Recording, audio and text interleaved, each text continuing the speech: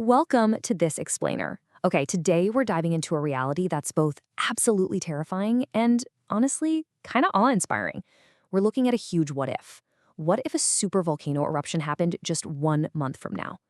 We're taking the source material and breaking down exactly how this global survival scenario would actually unfold. We'll be using the data and the facts to show you precisely what humanity would be up against. Just imagine it for a second. What if the ground beneath our feet didn't just shake a little, but woke up with a monstrous war? What if the sky itself completely changed color, the air turned to ash, and next month became a literal global nightmare that humanity has only ever seen in big disaster movies? We aren't just talking about a wild theory on some late-night science channel. We are looking at real-world implications here. With only weeks left to prepare, how would every single nation on Earth face the exact same terrifying question? How do you survive when the world just starts falling apart all at once? So let's dive right into this. First off, we need to be clear. We aren't just talking about your standard mountains spewing some lava and throwing up dramatic smoke, right? While ordinary volcanoes are definitely dangerous, a supervolcano is in a completely different league. It is a full-blown planetary emergency.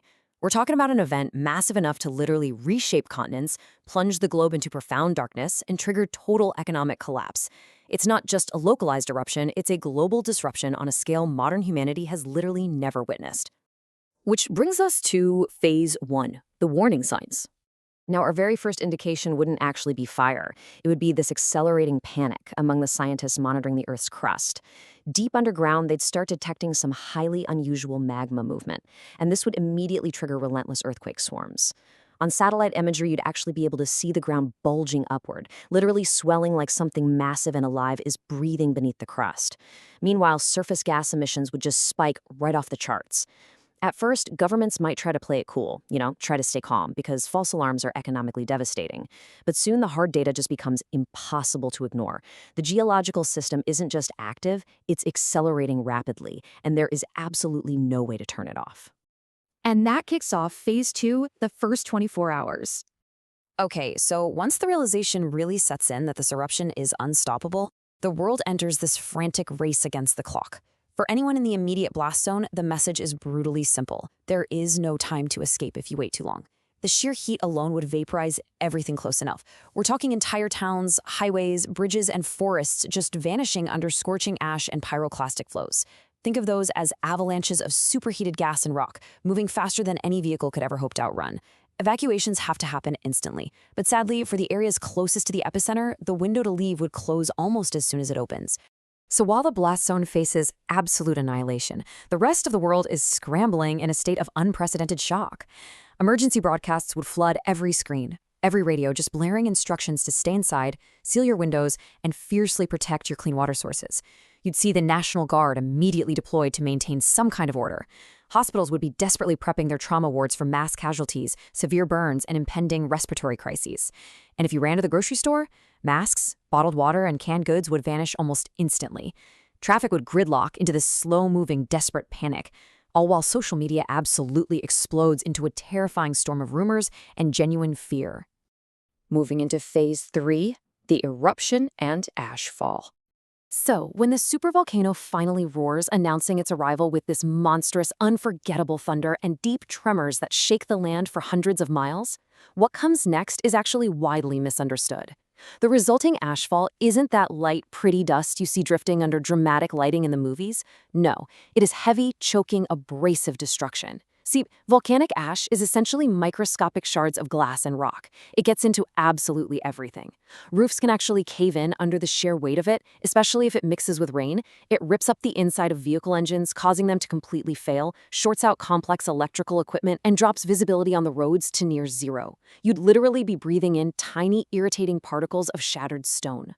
Entire regions would become completely unlivable as water filtration systems choke and modern machinery simply grinds to a halt.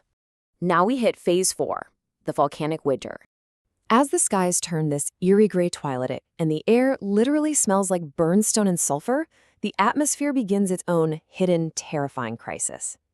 The nightmare gets truly strange here. A disaster that begins with blinding fire ultimately ends with pervasive hunger. Enormous amounts of sulfur gases and pulverized ash would punch straight through into the stratosphere, wrap all the way around the globe, reflect sunlight back into space, and drastically cool the planet. This plunges us into a true volcanic winter. The world's growing seasons would instantly and catastrophically shorten. Global crops would fail wholesale, and not from the heat of the fire, but from the sudden, unseasonable cold and endless darkness. This pushes our already fragile supply chains right over the edge. Food prices would hyperinflate, and poorer communities worldwide would suffer first and hardest, as global stockpiles are totally depleted. Which leads directly into Phase 5, societal and economic collapse. The true horror of a supervolcano isn't just the initial world-shaking boom. It's a terrifyingly slow collapse that leaves agonizing room for desperation to grow. Look at this timeline of failure. It's stark. On day 1, all human focus is entirely on the eruption and the blast zone. But by day 5, the winds have carried the ash, creating a massive transcontinental air quality crisis. By day 10, governments realize the agricultural hit and are forced to calculate national food reserves, initiating strict rationing protocols. By day 20, severe, unignorable shortages begin hitting communities everywhere. And by day 30, the real, grueling long-term struggle for survival truly takes hold, as modern conveniences fall away and the strained, weakened world faces a multi-year recovery.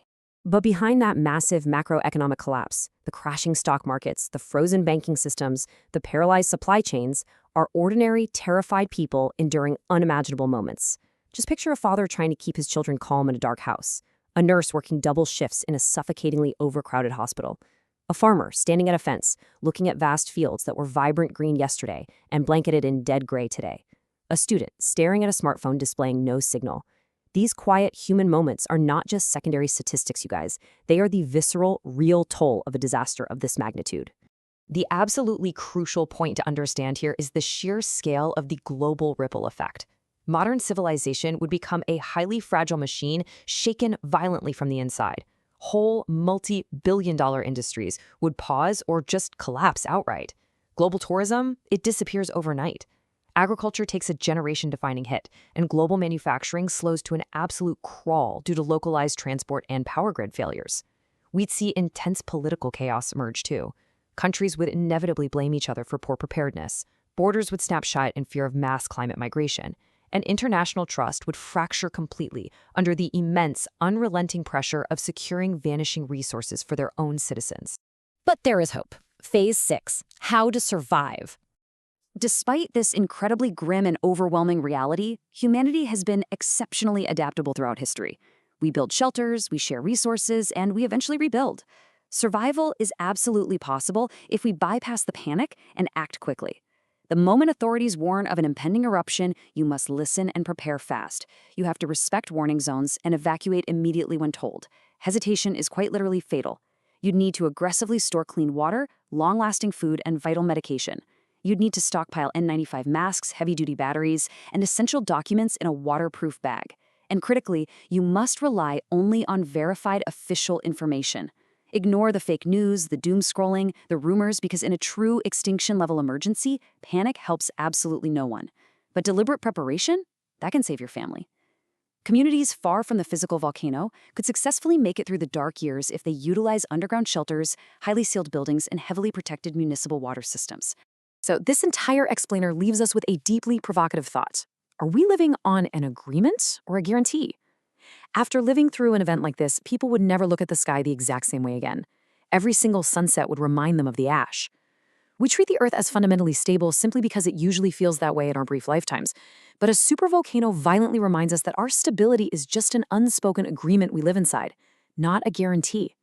The planet possesses a raw, untamed power far beyond our machines, our politics, and our sprawling cities. So when the world inevitably changes in a single roaring moment, the ultimate lesson from the source material is this: only the prepared stand a chance. So, how ready are you?